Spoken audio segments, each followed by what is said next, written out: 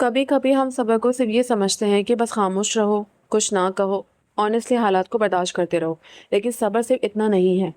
صبر کا یہ مطلب نہیں ہے کہ آپ کو تکلیف نہیں ہوگی یا آپ اپسیٹ نہیں ہوں گی، آپ روئیں گی نہیں۔ صبر کا مطلب یہ ہے کہ تکلیف کے باوجود آپ کو اللہ کے خلاف نہیں جانا۔ You can be hurt and still have صبر.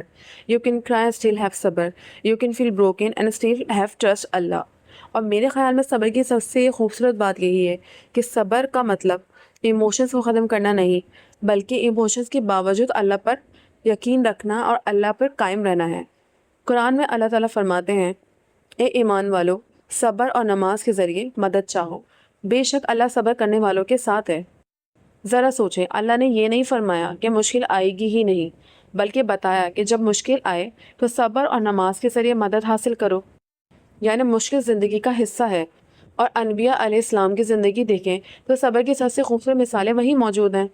حضرت یعقوب علیہ السلام کو دیکھیں، اپنی بیٹے حضرت یوسف علیہ السلام کی جدائی میں انہوں نے کتنے سال گزار دیے، دل میں غم تھا، آنکھیں غم سے سفید ہو گئیں، لیکن اللہ سے امید نہیں چھوڑی۔ انہوں نے کہا، بس صبر ہی اچھا ہے، اور جو کچھ تم بیان کرتے ہو اس پر اللہ ہی سے مدد مانگی جاتی ہے۔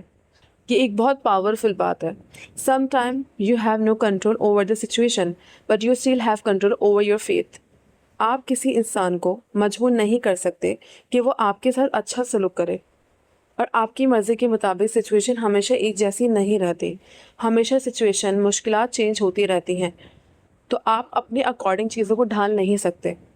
اس بات سے ایک اور مثال مجھے یاد آتی ہے حضرت ایوب علیہ السلام کی زندگی کی، جن کو بہت زیادہ تکلیف ملی، ان پر آزمائشیں بہت آئیں، لیکن انہوں نے اللہ سے اپنا تعلق نہیں چھوڑا۔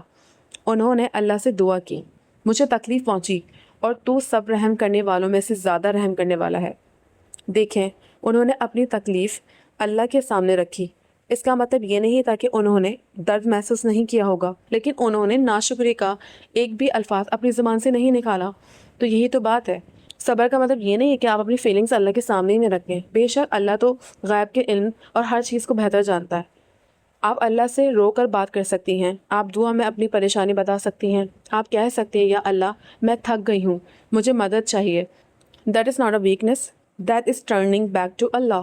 اور ہمارے نبی صلی اللہ علیہ وسلم نے بھی صبر کے بارے میں بہت خوبصورت بات فرمائی، جو شخص صبر کرنے کی کوشش کرتا ہے اللہ تعالیٰ اسے صبر عطا فرما دیتا ہے، اور کسی شخص کو صبر سے زیادہ بہتر اور وسیع نعمت نہیں دی گئی ہے۔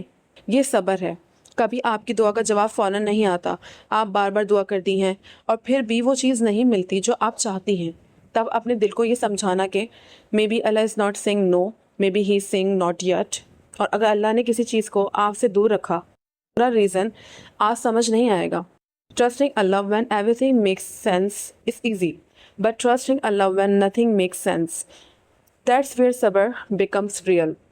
اور صبر کا مطلب یہ بھی نہیں ہے کہ آپ ہر ظلم برداشت کرتے رہیں اور کوئی قدم نہ اٹھائیں۔ اگر کوئی آپ کے ساتھ زیادتی کر رہا ہے تو آپ اپنے حق کے لیے جائز طریقے سے کھڑا ہونا ضروری ہے۔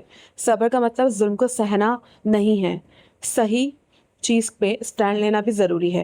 صبر یہ ہے کہ آپ غلط طریقے اختیار نہ کریں۔ بہت سی ٹریجڈیز آپ کے ڈیلی روٹین میں ہوتی ہے، جیسے کہ غصہ آیا، آپ نے زبان روک لی، کسی نے برا کہا لیکن آپ نے جواب میں برا نہیں کہا اس انسان کو، دعا قبول ہونے میں دیر ہوئی لیکن نماز نہیں چھوڑی آپ نے، مشکل وقت آیا لیکن حرام راستہ اختیار نہیں کیا آپ نے، کسی چیز کی بہت خواہش تھی لیکن اللہ کے لیے آپ نے اسے چھوڑ دیا۔ یہ صبر کی شکلیں ہیں۔ یہ کتنا مشکل کام ہے کہ کوئی چیز آپ کو بہت پسند ہے لیکن آپ اللہ کے لیے اس کو چھوڑ رہے ہیں۔ So don't think that sabr means sitting silently and doing nothing. Sabr means staying connected to Allah while life is testing you. اور آخر میں ایک بات ہمیشہ یاد رکھیں، اللہ تعالیٰ فرماتے ہیں بے شک صبر کرنے والوں کو ان کا اجر بے حساب دیا جائے گا۔ یعنی آپ کا وہ صبر جو کسی انسان نے نہیں دیکھا، اللہ نے دیکھا ہے۔ وہ آنسو جو آپ نے لوگوں سے چھپا لیے، اللہ نے دیکھے ہیں۔ وہ راتیں جب آپ بہت پریشان تھے لیکن آپ پھر بھی نماز کے لیے کھڑے ہوئے، اللہ نے دیکھا ہے۔ Allah never waste the patience of the believer.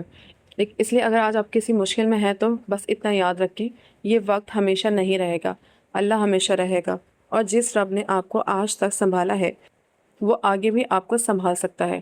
بس صبر رکھیں، دعا رکھیں اور اللہ سے اپنا تعلق مضبوط رکھیں۔ Because sometimes صبر is not about waiting for the storm to end. It's about trusting Allah while you are still in the storm۔